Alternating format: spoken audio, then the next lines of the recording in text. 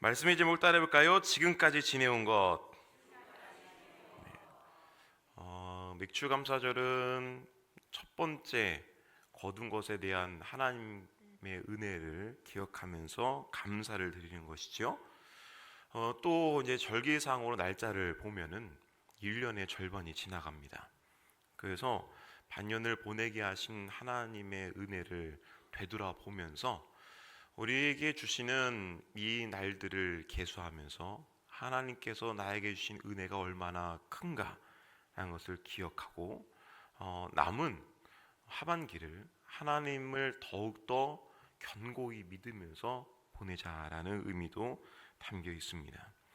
이 맥주 감사절을 통하여서 주님께 주시는 이 말씀 속에 또 이 예배 시간 안에서 큰 은혜와 더욱더 감사의 신앙이 견고해지는 시간이 되기를 바랍니다. 한 번 더 따라해볼까요? 지금까지 지내온 것은 하나님의 은혜로다. 우리가 이제 반년을 보내는데요, 지나온 날들을 한번 되돌아봅시다. 좋았던 일도 있고 또 슬펐던 일도 있고, 그 슬펐다라는 그 표현 안에는 고통스럽고 또 어렵고 힘들고 고난과 환난의 때도 분명히 있었을 거예요. 우린 희한하게 이제 좋았고 기뻤던 그 나날은 짧게 느껴지고, 우리가 환난과 고난의 때는 길게 느껴집니다. 그리고 좋았고 기뻤던 날들은 하나님께서 내게 복 주신 날, 하나님의 은혜의 날이라 라고 우리가 믿는 자들에게 그렇게 말을 하면 뭐 당연히 그렇지요 라고 이렇게 말을 할 겁니다. 근데 고난과 핍박 혹은 환난의 날이 나에게 당해왔을 때 그 기간이 짧으면은 내가 어느 정도 견뎌낼 수 있겠지만 이상하게 짧지가 않아요. 길어요. 그 기나긴 날 동안에 때로는 원망이 있을 수도 있어요.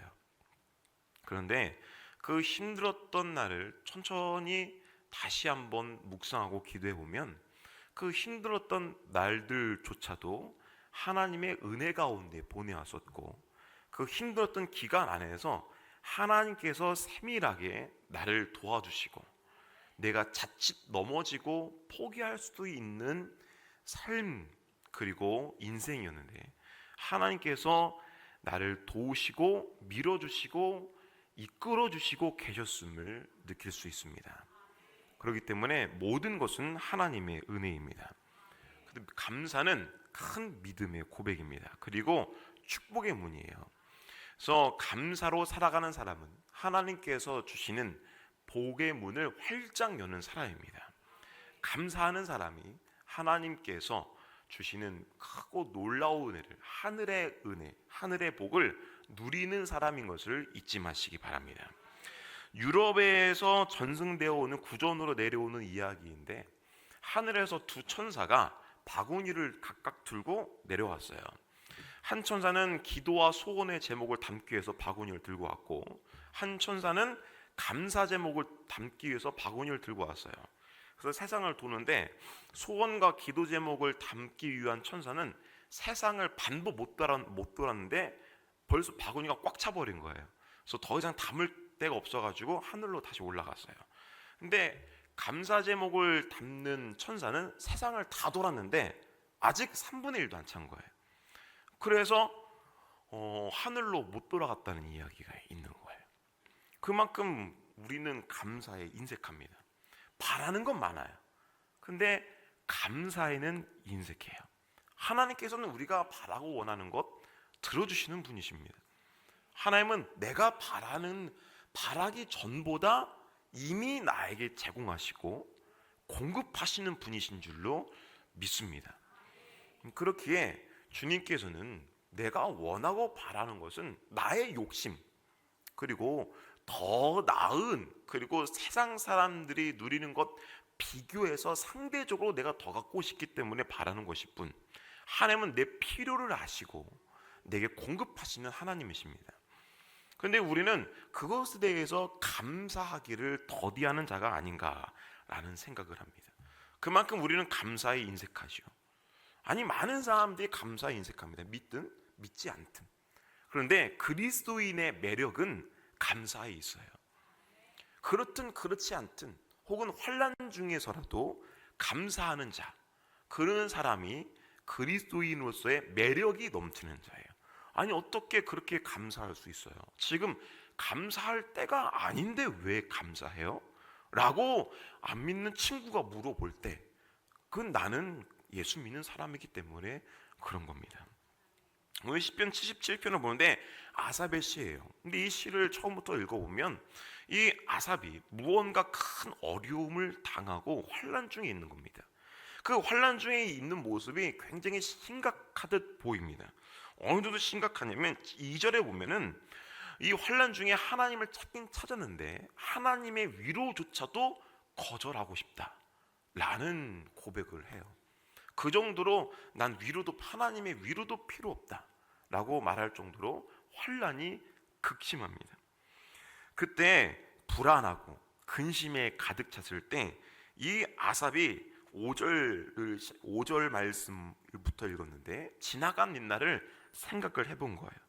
그래서 생각해 볼 때 하나님이 나를 버리셨나?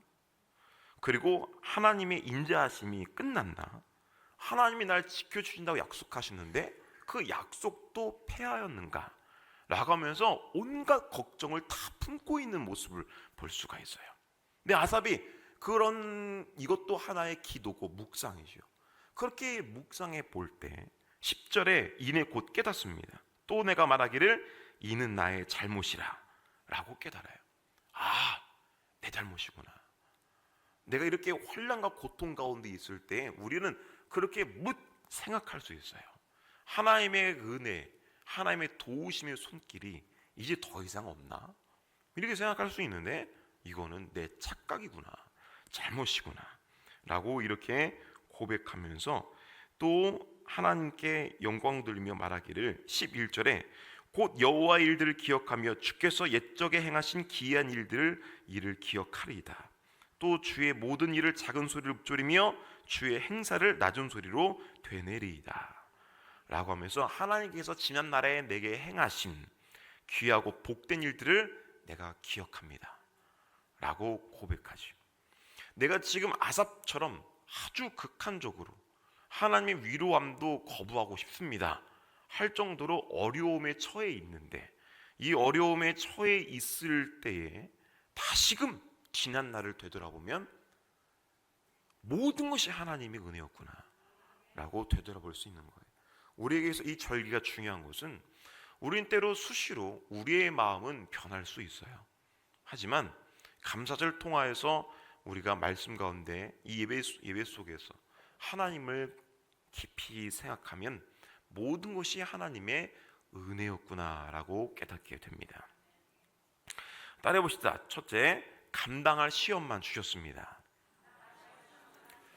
하나님은 우리에게 시험을 주실 때가 있을지라도 감당할 시험밖에는 주시지 않습니다.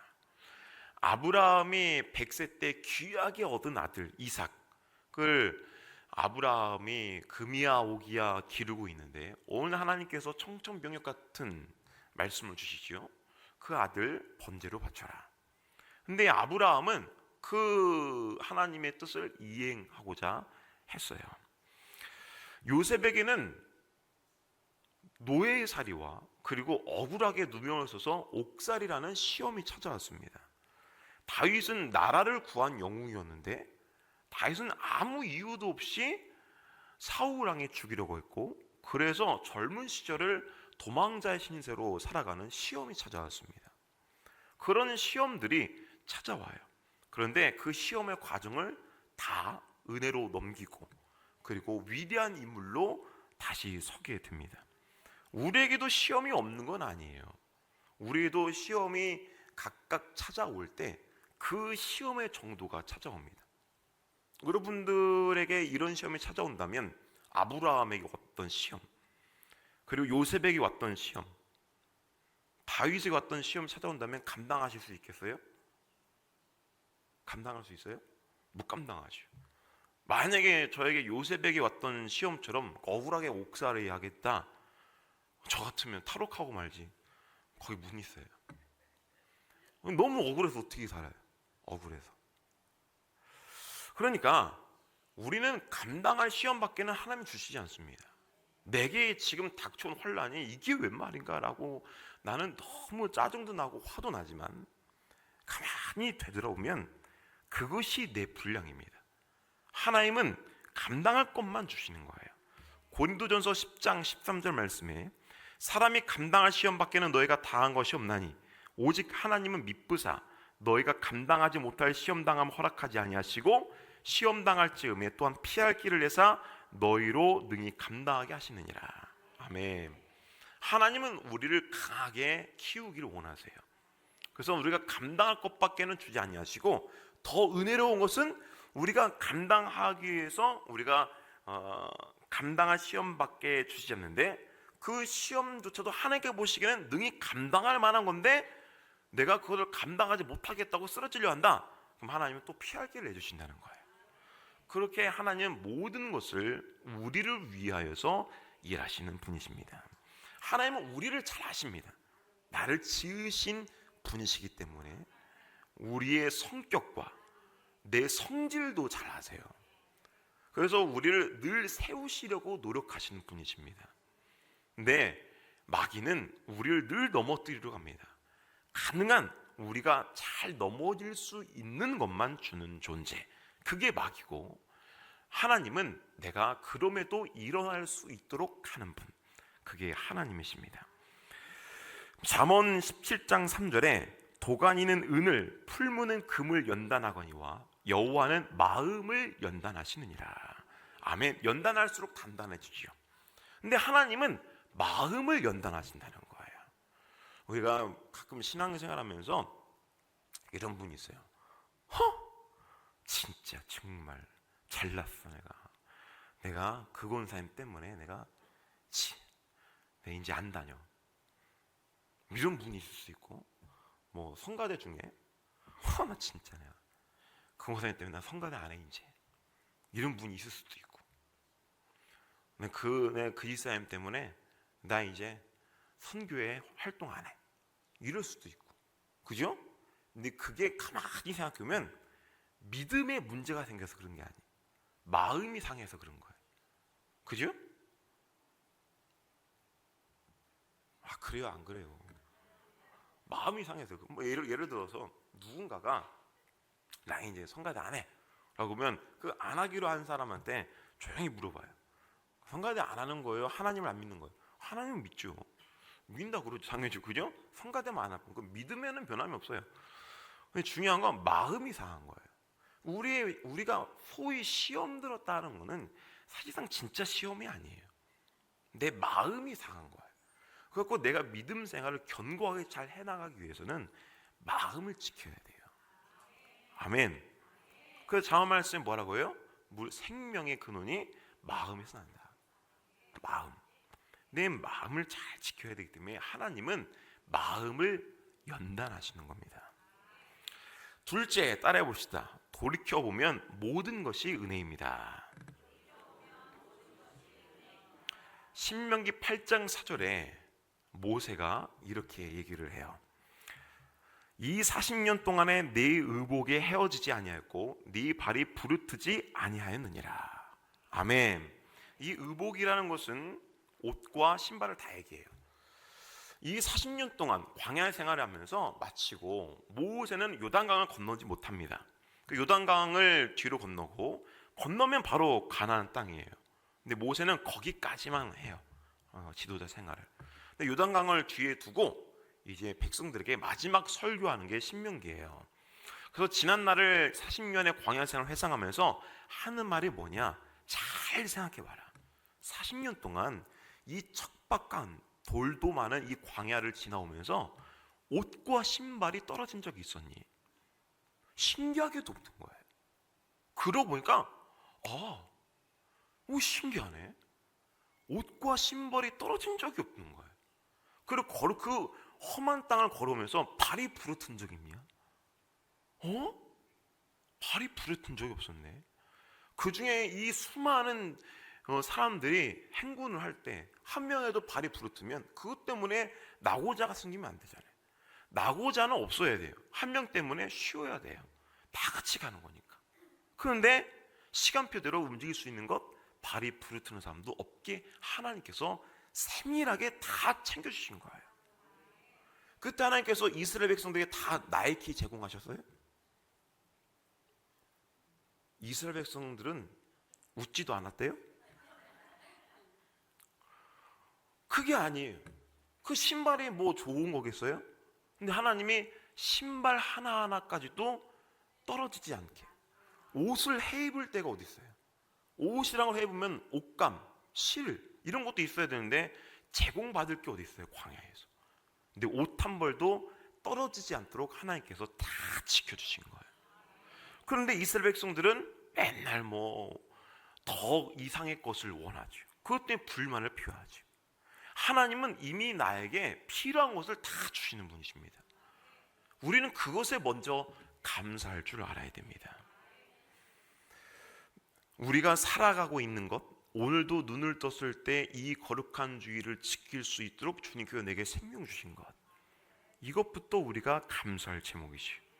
부모님의 은혜를 어디서부터 어디까지 기억하고 감사해야 될까요?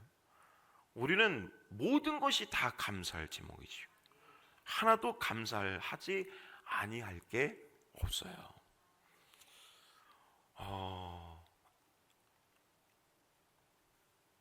저희 아내가 이런 얘기를 하더라고요. 첫째, 둘째는 키우기가 너무 쉬웠대요. 제가 봐도 쉬웠어요. 첫째 예레미야하고 은철이는 굉장히 착했어요. 가만히 보니까 제가 이제 저희 부모님한테 얘기 들은 바로는 첫째 예레미야하고 은철이는 저를 닮았대요. 꼭 굉장히 순했어요. 그렇게 누이면 자고, 그냥 일어나서 깨면 젖 먹고 또 누이면 또 자고. 말썽이라는 걸 몰랐어요. 제 얼굴 딱 봐요. 말썽이라는 것을 모르게 생겼잖아요. 전 이제 오로지 부모님 말씀, 하나님 말씀만 듣고 살았으니까. 근데 막내 시초를 왔는데 복비로 만난 거예요. 얘가 아주 꼭 자기 엄마 닮았어요. 아주 그래서 얘가 잠을 안 자는 거예요.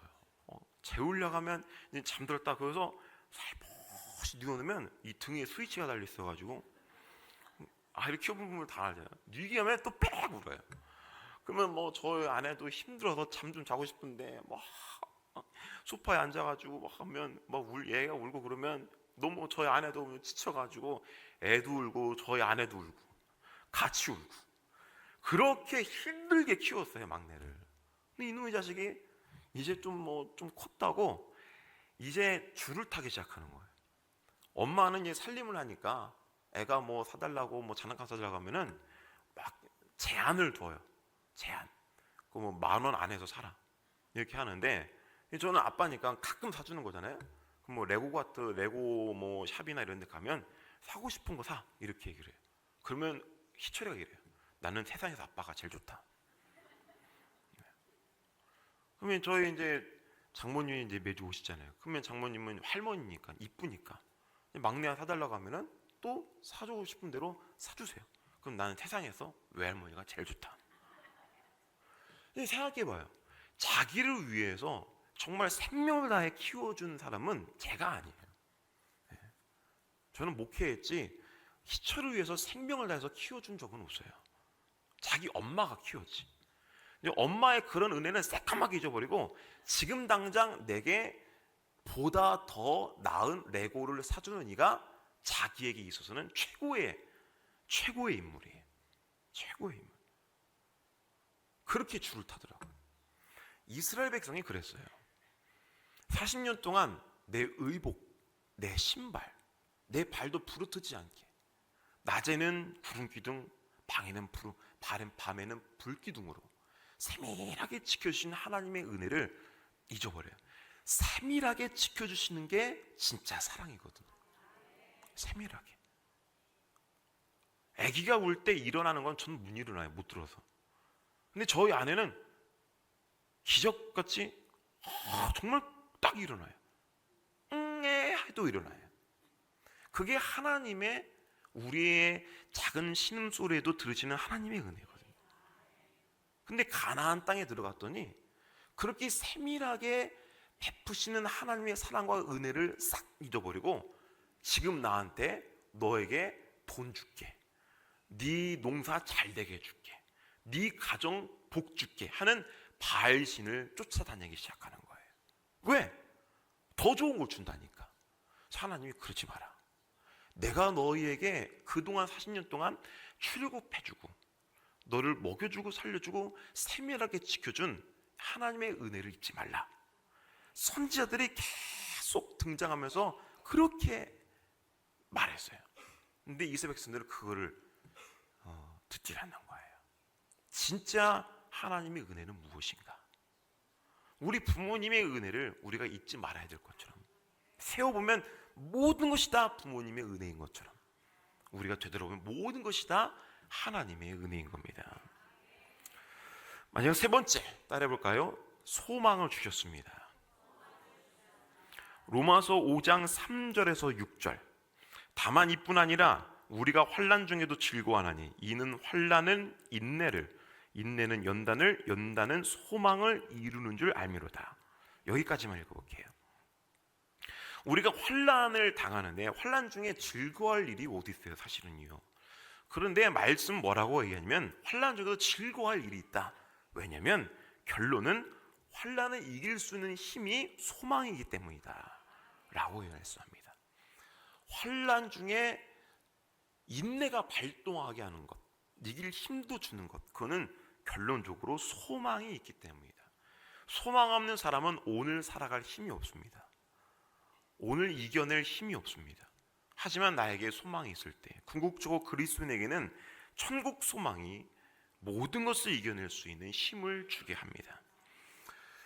이스라엘 남유다가 바벨론에게 의해서 패망하고 70년이라는 포로기를 지나게 됩니다.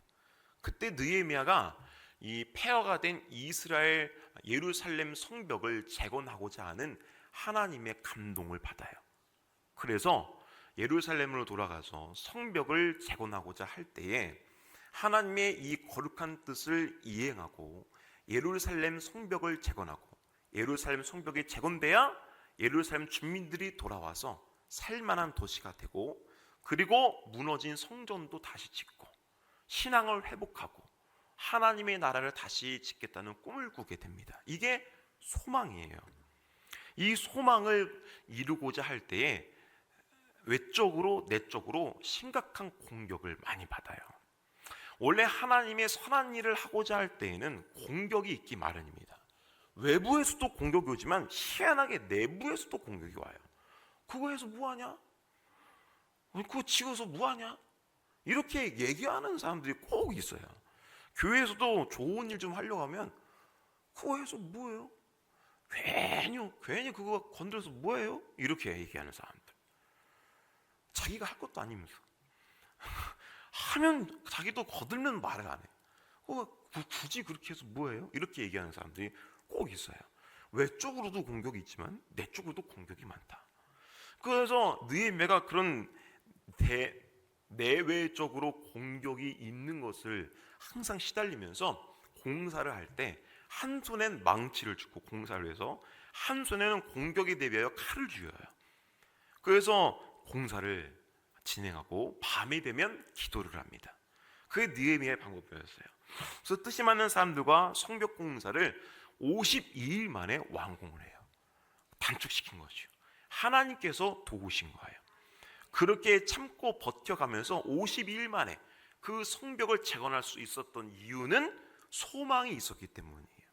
이 도시를 재건할 때 하나님께서 반드시 이 예루살렘 거룩한 성을 하나님께서 다시 살리실 것이다 라는 소망이 있기 때문입니다. 초대교회 성도들은 이웃 교회와 또한 많은 사도들과 성도들이 핍박당하고 잡혀가고 죽임을 당한다는 소식에도 불구하고 모이기를 힘썼어요. 모이면 기도했어요. 그 기도하면 기도 소리가 퍼져나가고 들키고 또 잡혀갈 수도 있음에도 불구하고 그럼에도 기도했어요. 왜? 하늘나라에 대한 소망이 있기 때문입니다. 그때 교회는 더욱더 부흥하기 시작합니다. 하나님 나라의 소망을 두고 하나님께 매달릴 때 하나님만이 나의 소망이심을 믿을 때 우리는 교회가 부흥되는 역사를 체험하게 되는 겁니다. 어떤 외딴 마을에 교회가 있었는데 그 교회 바로 길 건너서 큰 술집이 하나 생겼어요. 그래서 이 성도들이 심란해진 거예요. 우리같이 이런 작은 마을에 이런 큰 술집이 웬 말이냐. 그래서 술집이라는 것은 이제 밤새 하니까 사람들이, 동네 사람도 야, 우리 동네 이제 심심한 동네였는데 술집도 생기고 참 좋다. 안 믿는 사람들은 거기서 밤새 술 마시면서 떠드는 거예요. 그러니까 이 교회 입장에서는 이게 곤란한 거죠. 예배 드리는데 막 술집에서 시끌벅적하니까 이게 들리는 거예요. 그래서 성도들이 이것 때문에 골치 아픈 거예요. 성도들이 막 기도하면서 와, 어떤 성도들이 이렇게도 기도했대요. 하나님 아버지, 저 술집을 불태워버리든지 어떻게 좀 해주세요. 막 기도했더니 또 그거를 듣고 또 다른 성도들도 하나님 맞습니다. 저 술집 불태워버리든지 저 마귀의 속을 불태워버리든지 어떻게 좀 해주세요. 하더니 그걸 또 번졌어요. 기도가 그거 막 성도들이 막 뜨겁게 기도했어요. 어느 날 수요 예배 때, 근데 그날 수요일에 비가 막 내리는데 수요 예배 말씀 마치고 막 뜨겁게 기도하는데 성도들이 기도할 때 그것에 대해서도 기도한 거예요. 근데 갑자기 하늘에서 벼락이 구구궁 치더니 큰 벼락이 술집에 떨어진 거예요. 그런데 그 술집이 불나버렸어요. 근데 홀랑 다 타버렸어요. 뭘 아멘을 해요 또.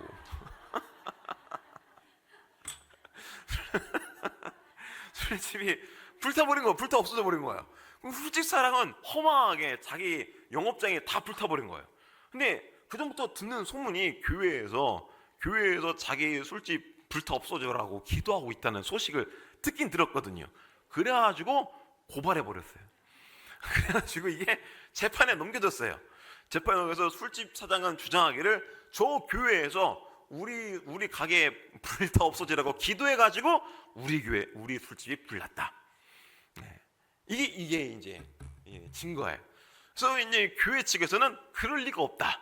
우리가 불나게 해달라고 기도했다고 해서 거기가 진짜 불났다는 것은 허무맹랑한 이야기다.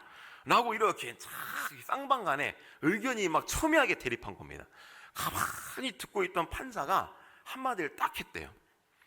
가만히 듣고 보니까 술집 사장님은 하나님을 믿는 것 같은데 정작 교회는 안 믿네요.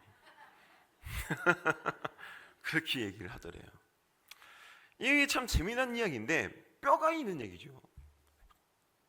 우리는 진짜 기도를 하면서 하나님의 응답하심의 역사를 믿는가? 예배 가운데 하나님의 임재하심과 하나님께서 내 예배를 받아주신다는 사실을 믿는가? 이건 굉장히 중요한 거예요. 어떤 사람은 당해봐야 믿고 어떤 사람은 진짜 겪어봐야 믿고, 물론 기독교는 체험의 종교라지만 그렇지 않아도 우리 모세가 신명기 때 설교한 것처럼 세밀하게 나에게 늘 좋은 것을 주시는 하나님을 믿으며 살아가야 됩니다. 우리는 기도에 무슨 일이라든지 소망을 가져야 됩니다. 하나님께서 나의 아버지가 되시고 하나님께서 날마다 살피시고 도우신다는 소망을 갖고 살아가야 됩니다. 어렵고 힘들 때 우리 지난 반년을 회상해 보면 좋은 일도 있었고 힘든 일도 있었지만 그 와중에서라도 하나님께서 나와 늘 함께 하시며 늘 감사한 제목으로만 채워주셨다는 이 믿음의 고백을 멈추지 않고 늘 붙들며 살아간 자가 되십시오. 찬송가 288장처럼 이것이 나의 간증이요 이것이 나의 찬송이세, 이 찬송이 항상 울려 퍼지기를 진심으로 간절히 축원합니다. 항상 기억하면 이것도 내 간증이고 이 간증으로 말미암아 나에게 찬송이 절로 나오는 거야. 이 복된 삶, 감사가 넘치는 삶을 통하여서 여러분들의 삶이 은혜와 복이 가득하기를 축원합니다.